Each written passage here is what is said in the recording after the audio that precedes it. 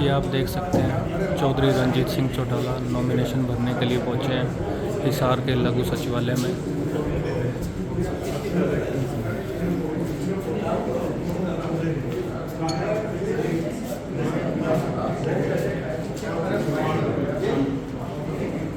और साथ में पूर्व मुख्यमंत्री मनोहर लाल खट्टर जी मौजूद हैं।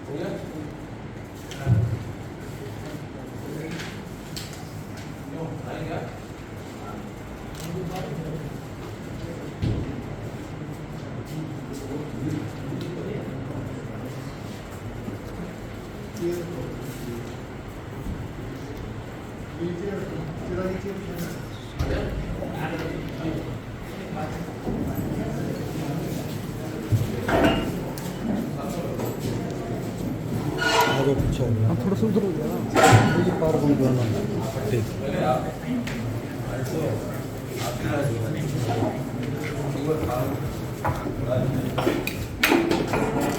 Sir 1 minute.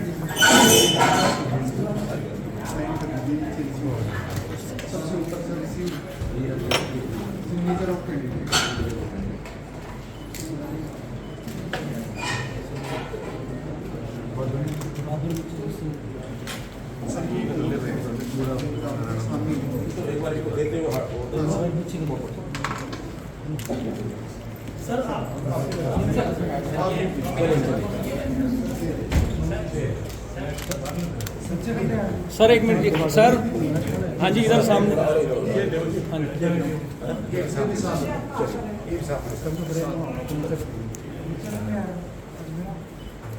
हो गया सबके इधर ले लो ना सब। इस वक्त टाइम लिख दो क्या रखेंगे ये पढ़ना है। जी सर। मैं रंजीत सिंह जो लोकसभा में एक स्थान को नाम निर्देशित लेता हूँ सत्य प्रतिज्ञान करता हूँ मैं विधि द्वारा स्थापित भारत के संविधान के प्रति अपनी श्रद्धा और निष्ठा रखूँगा और मैं भारत की सैकड़ों और अखंडता को आपसे रखूँगा। 11-27 को कर देना। हम करेंगे सर वो पहले 11-27 को कर देंगे।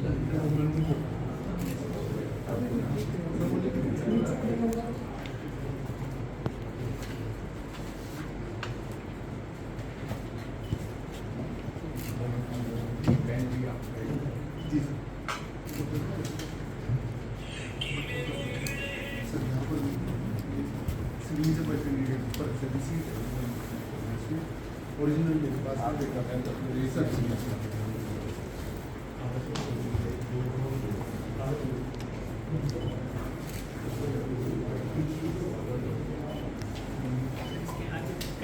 जहाँ सिग्नेचर साइन है सर।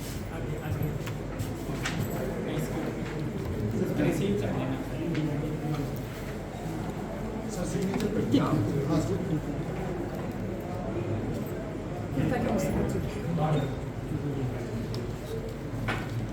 आंटी जहाँ जहाँ आपका आएगा सर हर एक आरों का छोड़ सर ये आरों के साइड में सर साइड में कर देंगे हर एक पेज पे कर देंगे इसका ओरिजिनल हमारे पास नहीं कर हर एक पेज हाँ सर इसमें क्या है कि सिंबल अलॉटमेंट का नोटिस है सर आपको इलेक्शन के एक्सपेंसेस का नोटिस है सर फिनल प्रोविजंस का हाँ सर हाँ साइड में कर देंगे सर आरोप लगी सर हो गया सर आज से इससे पहले पार्टी का यस सर अकाउंट आज रजिस्टर दे रहे सर हाँ जी सर बिल्कुल सर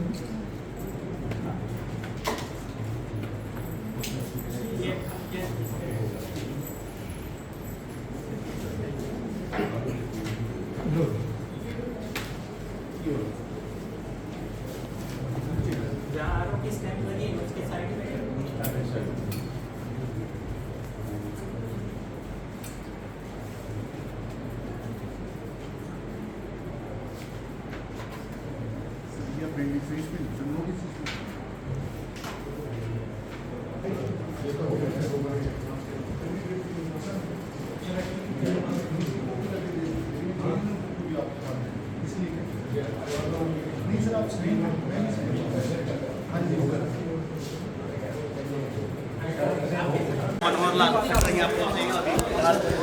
ये आप देख सकते हैं भीड़ लगनी शुरू हो गई है।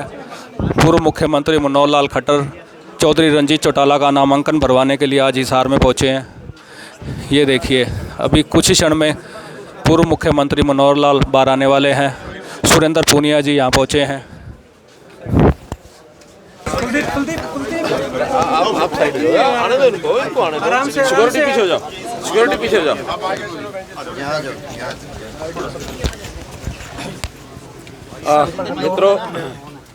मित्रों आज हिसार लोकसभा से हमारे लोकसभा के कैंडिडेट चौधरी रणजीत सिंह जी चौटाला इन्होंने अपना नॉमिनेशन पत्र दाखिल किया है और मुझे भी इनके नॉमिनेशन पत्र में यहाँ दाखिल करने के समय पर उपस्थित मैं रहा हूँ और बहुत अच्छे प्रकार से जिस प्रकार से हम देख रहे हैं कि शहर के और पूरे लोकसभा क्षेत्र के बहुत से लोग नॉमिनेशन पत्र दाखिल कराने के लिए अपनी यात्रा निकाल करके अभी भी आ रहे हैं। इतना लंबा जुलूस था क्योंकि मुहूर्त के समय पर इनको अपना नॉमिनेशन दाखिल करना था, इसलिए जल्दी से इनको बीच में से ला करके नॉमिनेशन पत्र दाखिल कराया है। अभी वापस शोभा यात्रा में जाके शामिल होंगे और हज़ारों की संख्या में जो ये सारे इतने सैकड़ों वाहनों के साथ यहाँ पहुँचे हैं, तो आज इन्होंने नॉमिनेशन पत्र अपना दाखिल किया। मुझे पूरा विश्वास है, पूरा भरोसा है कि बड़े मार्जिन से इस सीट को हम जीतेंगे।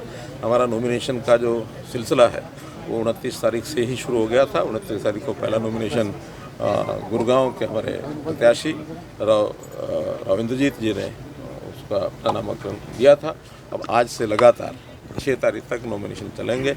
मेरा अपना नॉमिनेशन भी करनाल से 6 तारीख को हम लोग करने वाले हैं। सर कुलदीप जी और भव्य जी नहीं है अच्छा, वो अपने किसी पारिवारिक काम से बाहर गए हुए हैं। ससुराल में उनका कोई फंक्शन था तो इसीलिए वहाँ गए हैं। और जो कि परसों ही तो रैली हुई थी आदमपुर में, मैं स्वयं भी आया था। वो बिल्कुल जिसको कहना चाहिए पूरे तन मन से साथ हैं और आज उन्होंने पहले ही कहा था कि मैं किसी कारण से नहीं आ सकता। हरियाणा में कांग्रेस को गृह मंत्री की कोई बड़ी रैली होनी है? हाँ, सामान्यतः जब आखिरी 10 दिन रह जाते हैं, 15 दिन 10-12 दिन में, तभी ये रैलियाँ होती हैं। तो अभी 10 तारीख के बाद अपेक्षा ये है, क्योंकि अभी और प्रांतों में वो लगे हैं जहाँ तीसरे और चौथे चरण का जो चुनाव है, अभी तो हमारा 6ठे चरण का चुनाव है, तो तीसरे चौथे 5वें चरण के चुनाव में वो व्यस्त हैं। चाहे प्रधानमंत्री जी हों, हमारे गृह मंत्री जी, राष्ट्रीय अध्यक्ष जी, तो उनकी उधर से जैसे व्यस्तता धीरे धीरे कम होगी। अभी तीसरे चरण का चुनाव शायद 2-3 दिन में होने वाला है, फिर चौथा और पाँचवा, आखिर हमारा तो छठा 25 मई को है, आखिरी सप्ताह में 10 दिन में। हरियाणा में कांग्रेस को कहाँ देखते हैं, क्योंकि वो भी 10 की 10 सीटों पर दम भर रहे हैं सर? दम तो सब भरेंगे और सबको भरना भी चाहिए, उसमें कहीं कोई आपत्ति नहीं है। सब अपनी पॉलिटिकल पार्टियां चला रहे हैं, लेकिन जनता ने जिस प्रकार का एक रुख अपनाया है, आपको पता है कि हम लगभग 1.5 महीने से अपने इस अभियान को चलाए हुए हैं। कांग्रेस तो 3 दिन पहले उतरी है, उनको कोई रिस्पांस मिल नहीं रहा है। जिस प्रकार की उनके घर के अंदर जैसे द्वंद्व थे, उन द्वंद्व में से आज तक भी वो निकल नहीं पाए हैं। अभी आज ही उन्होंने कल ही शाम को गुरुग्राम के प्रत्याशी की घोषणा अब की है। उनका कहीं किसी प्रकार का कोई अभियान में तेज़ी नहीं है, कोई उनके कैंडिडेट को रिस्पांस मिल नहीं रहा है और निश्चित रूप से हम हरियाणा में 10 की 10 सीटें कांग्रेस जीतेंगे। ने गुड़गांव से राज बब्बर को उतारा है, आपको लगता है कि किस तरह से इस पर आप प्रतिक्रिया? नहीं, देखिए, राज बब्बर पहले तो अपने यहाँ प्रदेश के से उनका कोई लेना देना नहीं है और उन्होंने उत्तर प्रदेश में भी अपने आप को आजमा के देख लिया, यहाँ भी आजमा के देख रहे हैं। केवल सेलिब्रिटी होना ये कोई जनता के आकर्षण का विषय नहीं होता। देश में कौन क्या कर रहा है, आखिर आज चुनाव कैंडिडेट से ज़्यादा नेतृत्व का चुनाव ये चल रहा है। नेता कौन है, नेता की नीति क्या है, नीयत क्या है।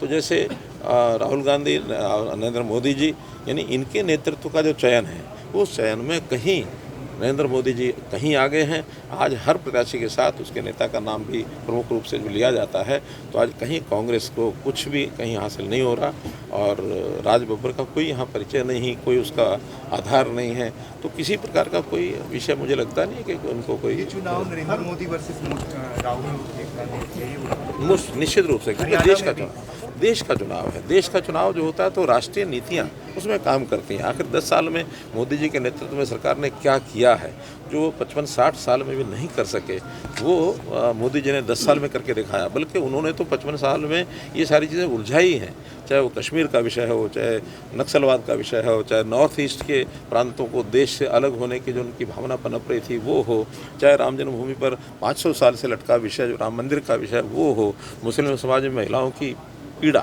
वो मोदी जी ने समझी और ये 3 तलाक का जो विषय समाप्त किया।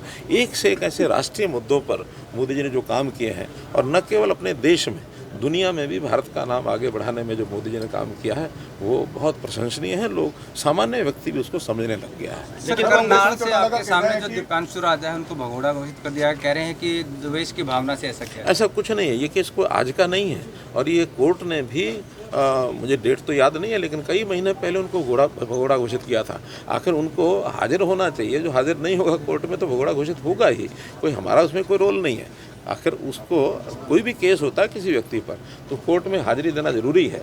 अगर कोर्ट में हाजिरी नहीं देगा तो कोर्ट का काम है भगोड़ा घोषित करेंगे, इसमें हमारा क्या लेना देना। दुष्यंत चौटाला ने कहा है कि हुड्डा ने मनोहर लाल से पूछ के टिकट बांटे हैं, उनके फायदे के लिए टिकट बांटे। अच्छा रहे, सारे के सारे लोग हमसे पूछ के बांटे, हमको क्या दिक्कत है। लेकिन कांग्रेस वाले सीधे सीधे यही कह रहे हैं कि आपके 9.5 साल का जो कार्यकाल था उसको लेकर हम वेट करेंगे और उसी पे जवाब तलबी करेंगे। कहना चाहिए उनके हाथ में कुछ नहीं है, जनता के हाथ में है। जनता क्या समझती है हमारे 9.5 साल के राज को, जिस प्रकार से पारदर्शिता हमने बरती, जैसे नौकरियों का विषय बिना पर्ची खर्ची के सिर चढ़ बोल रहा है। ये ऐसा जादू जैसा विषय आया है लोगों के मनों में कि ऐसा कभी आज तक हुआ नहीं। कर्मचारी भटकते रहते थे, ट्रांसफ़र की पर्चियां ले लेके हज़ारों रुपया रिश्वत का देते थे, फिर भी भरोसा नहीं होता था, नहीं होता था। आज उनके घर बैठे काम होते हैं। आज हरियाणा में गरीबी रेखा को हमने 1,20,000 की बजाय 1,80,000 कर दिया। हर घर में उनको घर बैठे सुविधाएं मिलती हैं। उनका चाहे गैस सिलेंडर की बात हो, चाहे उनको यानी पेंशन की बात हो, चाहे आयुष्मान कार्ड की बात हो, चाहे राशन कार्ड की बात हो, घर बैठे जो सेवाएँ मिल रही हैं लोगों को, इससे लोग बहुत प्रभावित हैं। इनका प्रोपेगेंडा ये रहता है कि मंत्रियों के, मुख्यमंत्री के घर में भीड़ होती थी, सेक्टर यानी सेक्रेटेरिएट में 4th फ्लोर के ऊपर भीड़ होती थी, वो गायब है। मैं कहता हूँ हमारी अच्छी बात है। जनता की भीड़ अगर कम है इसका मतलब जनता संतुष्ट है। जनता जिस दिन संतुष्ट नहीं होती उस दिन यहाँ से दौड़ दौड़ के गाड़ियाँ ले लेके और दिनों दिन खर्च करते हैं, पैसा खर्च करते हैं, इसका मतलब जनता संतुष्ट है। तो इसलिए जनता की संतुष्टि का ये पैमाना है कि मंत्रियों के घरों पर भीड़ ना आए, घर बैठे उनके काम हो। जेजेपी वाले भी आप पर आक्रामक हो रहे हैं सर। होना ही चाहिए ना, दिक्कत क्या है, क्योंकि जेजेपी भी जैसे होता है ना खिसियाई बिल्ली खंबा नोचे, तो आज उनको हाथ पल्ले कुछ लग नहीं रहा तो वो करेंगे। क्यों नहीं करना चाहिए, करना चाहिए उनको। दुष्यंत चौटाला कह रहे हैं हिसार लोकसभा सीट पर त्रिकोणीय मुकाबला होगा, चाहे त्रिकोणीय हो, 4 कोणीय हो, 5 कोणीय हो। जब जनता में कोई आएगा, जनता रिस्पॉन्स देगी तभी तो कोणे बनेंगे। कोण तो तब ध्यान में आता है जनता किसी को पसंद करेगी तो। बहुत बहुत धन्यवाद। ये अभी आप सुन रहे थे पूर्व मुख्यमंत्री मनोहर लाल खट्टर जी को, और ये देखिए चौधरी रणजीत चौटाला से मिलते हुए और सावित्री जिंदल जी साथ में। ये देखिए पूर्व मुख्यमंत्री मनोहर लाल जी यहाँ स्थानीय लोगों से और पॉलिटिकल लोगों से मिलते हुए, और अभी उन्होंने कुछ दिन पहले ये हिसार के लोग और बाकी पूरे हिसार लोकसभा के जो लोग आए हुए हैं, जिस तरह से आप लोग देख रहे हैं जितनी भीड़ आई हुई है, तो उससे तो लगता है कि सब लोग चाहते हैं कि रणजीत चौटाला जी बीजेपी के जो प्रत्याशी हैं वो जीतें, और सब लोग उनका अपना प्यार देने के लिए आज इतने इकट्ठे हुए हैं इतनी भारी संख्या में। कुरुक्षेत्र में क्या मानते हैं, वहाँ भी कह रहे हैं कि कड़ा मुकाबला होता जा रहा है नवीन जिंदल के। देखिए, जिस अभी पूर्व मुख्यमंत्री जी ने कहा कि जहाँ लोग होंगे वहाँ मुकाबला तो होगा, तो मुकाबला है, लेकिन बीजेपी का बहुत अच्छा चल रहा है वहाँ, और नवीन ने खुद बहुत अच्छे काम किए हुए हैं 10 साल पहले। 10 साल बीच में नहीं थे, लेकिन 10 साल पहले उन्होंने बहुत अच्छे काम किए हैं, तो लोग उनके काम को देखकर फिर से उनको याद कर रहे थे, तब उनके बीच में आया तो ज़रूर अपना प्यार और आशीर्वाद देंगे सब। मैम, रणजीत सिंह चौटाला के लिए आप चुनाव प्रचार कर रहे हैं, लेकिन उस तरह से लोग मान नहीं रहे कि अभी भी मैडम के लिए प्रचार करें, तो इस पर क्या आप? मेरे हिसार वाले तो सारे के सारे लोग मान रहे हैं, उनको मालूम है कि जब हम लोग एक बार बोल देते हैं, एक बार बोलना ही काफ़ी होता है, दोबारा बोलना या धोखे की राजनीति हम लोग नहीं करते। जो बात बोल दिए वो सच है, तो मैंने सबको अपने बोला हुआ है। मुख्यमंत्री जी मनोहर लाल जी, पूर्व मुख्यमंत्री, और सतीश पुनिया और हमारे शेखर भी आए, हमारी बड़ी बहन हमारी बड़ी बहन सावित्री जी जिंदल, हमारे डॉक्टर साहब गुप्ता जी, हमारे सभी विधायक भ्याणा साहब भी और दूसरे जितने थे सभी वो के गंगवा साहब भी सब पहुँचे हैं और नॉमिनेशन फाइल करा। लगता है कि बहुत अच्छा जन समर्थन मिला। पीछे 15,000 की भीड़ जुलूस में चल के आए और 100% चुनाव जीतेंगे। जनता का मन बन चुका है मोदी साहब के लिए। खट्टर साहब भी आए थे सर आपके नामांकन भरने के। हाँ, माननीय मनोहर लाल जी आए ने भरवा के गए यहाँ से अभी। कैसा रिस्पॉन्स रहा सर आज जो लोग पहुँचे थे नामांकन? आप देखें ना जी, जनता सुबह इतने बजे से, नहीं तो 11 बजे से पहले लोग ही नहीं आते, 9 बजे से जनता आ गई थी। हमें जुलूस में 1.5 घंटा लग गया, जुलूस ख़त्म ही नहीं हो रहा था। फिर हम बीच में उतर के गाड़ी में पहले भाग के गाड़ी में बैठ के आके नॉमिनेशन फाइल कर, टाइम हमारा 11:30 बजे तक था जी। प्रकाश कह रहे हैं कि जो देवीलाल की विरासत को आगे बढ़ाने का हम वही कर रहे हैं, बाकी सब नाम खराब कर रहे हैं। कौन कर रहे हैं वो, उनका क्या लेना देना है? बोला कि हम जुड़े रहे हैं, उनकी नीतियों को आगे बढ़ा रहे हैं। दुनिया जुड़ी रही है, देश जुड़ा रहा है, मुलायम सिंह जुड़ रहे हैं, लालू जुड़े रहे, सब अपने अपने चले गए। वो तो गद्दारी करके गए हैं, वो इनसे भी कर गए, जिंदल साहब से भी कर गए, वो उनसे जो भजनलाल से भी कर गए, हुड्डा साहब से भी कर गए, शैलजा से भी कर गए, हर एक से छोड़ के गए हैं।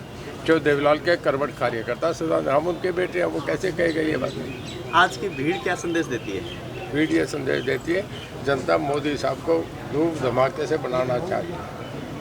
सर, जिस प्रकार से कांग्रेस की टिकटें वितरित की गई है, क्या लगता है कि हुड्डा साहब ने अपने हिसाब से करवाई या पूरी कांग्रेस का? देखिए, हुड्डा साहब ने पूरी कांग्रेस को खिलाफ कर दिया, अपनी मनमाई ही करी है। जब ऐसे होता है, ऐसे इंदिरा गांधी ने करा था एक बार 1977 में, तो लोगों ने रिबट करा, एक भी सीट नहीं आई थी। इंदिरा जी भी हार गई, राहुल गांधी हार गए। देखिए, लोग निरंकुश को पसंद नहीं करते। जब सेनापति कमज़ोर हो जाता है तो लोग बगावत करते हैं, सूबेदार बगावत करते हैं। जब सेनापति कमज़ोर होता है तो भेड़ बकरियों का झुंड जो होता है वो बिना घट रही है कि जो उसकी शख्सियत है सब जा रहे हैं। ना शैलजा उनकी सुन रही, कंवर आपके करण दलाल थे, उनके सबसे मजबूत साथी थे, उनके रिश्तेदार थे। अब तक का अगर सबसे ज़्यादा कंट्रीब्यूशन था उनका था। जो बंसीलाल के परिवार की टिकट काट दी, छोटू राम का बहुत बड़ा नाम था सर, छोटू राम का, उनके नाम के वो गीत गाते हैं, रोज़माला चढ़ाते हैं, उनके पोते का टिकट काट दिया। उन्होंने तो अपनी हट दर्मी से कांग्रेस को नाश कर दिया, जैसे राहुल गांधी ने उत्तर प्रदेश में नाश कर दिया, हुड्डा साहब हरियाणा में नाश कर दिया। हुड्डा साहब कोई चेहरा नहीं है कि उनके वोट मिल जाए, वोट तो राहुल गांधी के नाम के मिलने थे। वोट इन सब हम सारी लीडरशिप इकट्ठी है ना, हम 10 लोग इकट्ठे आए हैं। अब जहाँ शैलजा नॉमिनेशन भरी है उनका एक नहीं आ रहा, जहाँ हुड्डा साहब नॉमिनेशन भरे हैं वहाँ नरदीप सुरजेवाला नहीं जा रहा, वहाँ किरण नहीं जा रही, वहाँ आपका शैलजा नहीं जा रही, वहाँ वीरेंद्र सिंह नहीं जा रहे, सब उनके खिलाफ है। जब एक आदमी ऐसा करेगा तो आउट हो जाएगा। तो अनिल विज भी नहीं जा रहे, किसी के नॉमिनेशन में प्रभाव नजर आएगा? देखिए, कांग्रेस पूरी तरह हारेगी 10 सीटों पर। इसके बाद मैंने बताया था ना, आपने वेस्ट बंगाल में, आप उत्तर प्रदेश में, बिहार में, गुजरात में, उड़ीसा में, तमिलनाडु में 300 सीटें हैं। 1970 के बाद रिकॉर्ड है कि 47 साल में कांग्रेस नहीं है। कांग्रेस है ही नहीं, खत्म होगी 47 साल में। केवल वो पार्टी जारी है और हरियाणा में जब 10 साल कोई पार्टी चली जाती है कांग्रेस दोबारा आई नहीं, ये इतिहास पर हरियाणा से कांग्रेस चली गई, कांग्रेस का पर्दा गिर गया। इन्हें हमें अब नज़र आ रहा है, उन्हें 4 तारीख को नज़र आएगा। कोई मुकाबला मानते हैं सर जयप्रकाश रेड्डी के साथ या फिर एक साथ मानते हैं? देखिए, हम जयप्रकाश को कहीं गिनती भी नहीं गिनते। मोदी साहब का वोट है, एक जो पोल लगी है, कितना पोल हो, हम चाह रहे हैं कि मैक्सिमम पोल हो। अगर ये 90% पोल होता है तो हमारा मार्जिन यहाँ से 6-7 लाख का जाएगा। बहुजन समाज पार्टी के उम्मीदवार का बड़ा आरोप है जी, ये भारी उम्मीदवार हैं सभी, मैं यहाँ का लोकल उम्मीदवार। मेरा जन्म हुआ था ना तो सिरसा में हुआ था, चौटाला गांव में था, जिला हिसार था। अब रिकॉर्ड पे देख लो। अब वो क्या कहे, अनपढ़ आदमी का हम क्या जवाब देंगे? कोई सेंसिबल बात हो उसका जवाब दें। मुद्दों पर अनिल विज भी नहीं जा रहे किसी के नॉमिनेशन। देखिए, मैं एक बात बता रहा हूँ, लोग एक बात देखते हैं। आज भारत चीन सीमा पे पाकिस्तान एक तरफ है और देश को बड़ी मजबूत सेना की आज आवश्यकता है, जो हम गाज़ा में देख रहे हैं, दूसरी जगह देख रहे हैं। आप मुझे एक बता दो, हमारे प्राइम मिनिस्टर ने अब वहाँ सब जगह देखिए, आज नॉमिनेशन फाइल हो गया है और आप लोगों ने देखा है कि कितनी मतलब भीड़ आ रही है। सब लोग, बहुत लोग आए हुए हैं। तो जब लोग आते हैं इसका मतलब ये कि वो सारे के सारे प्यार करते हैं और अपने नेता को वोट देना चाहते हैं, इसीलिए सब लोग आते हैं। ये तो नहीं कोई दिखावे के लिए आते, दिखावे के लिए इतनी गर्मी में कोई नहीं आएगा। जो लोग प्यार करते हैं वही जगह जगह से आए हुए हैं, तो बहुत अच्छा रहेगा। तो ये आपने जैसे समर्थन पार्टी में शामिल हुई बीजेपी में, तो जो आपके जितने भी समर्थक हैं, तो क्या उनकी तरफ से किसी की तरफ से कोई ऑब्जेक्शन आया कि यह सभी समर्थक जो है आपके साथ ही हैं और बीजेपी को पूरा समर्थन दे रहे हैं? ठीक है, मेरे समर्थन तो मेरे अपने लोग हैं सारे के सारे, तो कोई भी नाराज़ नहीं है, क्योंकि परिवार के अंदर नाराज़ कौन होता है? परिवार में कोई भी नाराज़ नहीं होता, सारे मेरे साथ हैं और पूरा समर्थन दे रहे हैं। तो नवीन जी कुरुक्षेत्र से चुनाव लड़ रहे हैं, तो वहाँ नवीन जी की क्या स्थिति चल रही है? आप क्या वहाँ गए प्रचार करने के लिए? मैं वहीं से वापस आई थी, तो वहाँ भी बहुत अच्छा चल रहा है, क्योंकि सब लोगों ने, जब नवीन पहले 2 बार बाबूजी पहले चुनाव लड़े थे, जिंदल साहब आप लोगों को मालूम है कि 96 में लड़े थे, उसके बाद नवीन ने लड़ा 2004 में और 2009 में, तो दोनों बार उसने बहुत अच्छे काम किए थे। तो लोग पसंद करते हैं नवीन को कि भाई नवीन आए। पहले भी बोल रहे थे सब कि नवीन आए, नवीन आने से उनको बहुत खुशी हुई है और सब लोग साथ दे रहे हैं। तो नवीन जी खुद चुनाव नहीं लड़ना चाह रहे थे? हाँ, चाह रही थी, लेकिन जब मोदी जी ने अपना प्यार और आशीर्वाद दिया, कमल के फूल का निशान दिया, तो फिर तैयार हो गए। कल जयप्रकाश जी ने प्रेस कॉन्फ्रेंस में कहा कि जिंदल हाउस दिल से बीजेपी के साथ नहीं। देखिए, अब उनके पास डबल रोल होता होगा, मुझे डबल रोल करना भी नहीं आता। हम लोग तो एक बात, जो सीधी सादी बात होती है, सबके सामने साफ बात कहते हैं कि हम लोग सब साथ हैं और साथ मिलकर अपने चुनाव को बहुत अच्छी तरह से लड़ेंगे। तो जिंदल परिवार ये डबल रोल वाली बात मतलब मुझे नहीं आती कि दिल से और बाहर से क्या होता है, वो मुझे पता भी नहीं है और मैं सीखना भी नहीं चाहूँगी कभी, क्योंकि सारे लोग हिसार के मेरे अपने हैं, मेरा परिवार है, क्योंकि शुरू से हम लोग हिसार में रहे हैं, तो हिसार का मेरा पूरा परिवार है। तो अपने परिवार वालों से तो आदमी कुछ मांग ही सकता है, तो मैं सबसे मांग रही हूँ कि भाई बीजेपी के अंदर मैं आ गई हूँ, तो मेरे साथ मेरा साथ दीजिए। तो सारे लोग साथ दे रहे हैं। भारत की सबसे अमीर महिला आप हैं और हिसार का जो है सबसे खास तौर पे जो है, और लोगों को उम्मीद काफ़ी रहती है हिसार में जिंदल परिवार से, तो ऐसे में जब जिंदल परिवार बीजेपी में गया है तो क्या उम्मीद अब आगे कर सकते हैं लोग? कि जो इनकी हिसार वालों की जो उम्मीद थी वो तो मैं जिस तरह से भी थी पूरी करूँगी, कोई दिक्कत नहीं है। और हिसार के सारे मेरे लोग अपने हैं। वैसे तो मैं ये कहूँगी कि हरियाणा के लोग मेरे अपने हैं, तो हम लोग मिलकर जहाँ जो ज़रूरत होगी उसी तरह पूरा करेंगे। Thank you. धन्यवाद। मैम की तरफ से भी कहा गया, उसके अलावा तो कुछ आपको इसमें देखने को मिलता है, तस्वीरों में शेयर करते रहे, कमेंट करते रहे।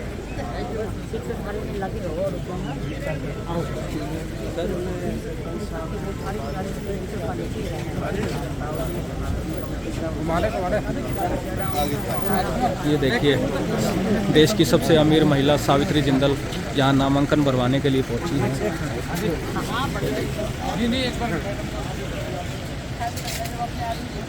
ये देखिए, लोग देश की सबसे अमीर महिला के साथ सेल्फी ले रहे हैं और ये आज नामांकन भरवाने के लिए चौधरी रंजीत चौटाला का लघु सचिवालय हिसार में पहुंची है।